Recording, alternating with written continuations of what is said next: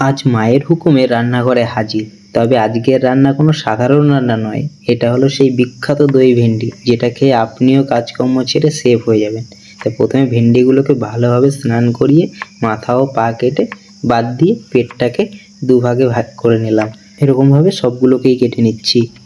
এবার একটা জাদুকরি মশলা পেস্টের পালা। একটা বাটিতে দই নিয়েছি, তাতে লঙ্কা, হলুদ, জিরে, ধনে, লবণ, গরম মশলা সব হাইফাই কম্বিনেশন সব একসাথে ঘেটে করে নিলাম। এবার কড়াইটা স্টেজে চাপানোর পালা।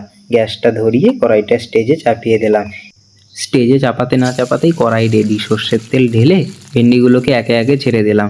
তারপরে একটু নাড়িয়ে 5 মিনিট পর হলুদ আর লবণ দিয়ে নাড়িয়ে স্টেজ থেকে নামিয়ে নিলাম। বাকি যেই তেলটুকু থাকবে তার মধ্যে জিরে ফেলে দেবেন এবং জিরেটা নেচে উঠতেই তার উপরে আদা বাটা, রসুন বাটা দিয়ে একটু নাড়িয়ে কুচো লঙ্কা এবং পেঁয়াজ দিয়ে একটু নাড়িয়ে ব্রাউন হয়ে গেলেই সেই বিখ্যাত পেস্টটা ঢেলে দেবেন এবং পেস্টটা ঢালার পরে একটু খানিকক্ষণ ফোটানোর পরে সামান্য তাতে জল দেবেন যাতে ভেন্ডিগুলো সাঁতার কাটতে পারে। এবার ভেন্ডিগুলোকে এক এক করে ঢেলে দেওয়ার পর সবশেষে দরজাটা বন্ধ করে দেবেন এবং দরজাটা বন্ধ করে 5 মিনিট ফোটানোর পরে দরজাটা খুলে দেখবেন রেডি দই ভেন্ডি মশলা। দরজা খোলার পরে গন্ধেই বোঝা যাচ্ছে এটা খেলে ভেন্ডি না খাওয়া লোকও ভেন্ডি প্রেমী হয়ে যাবেন।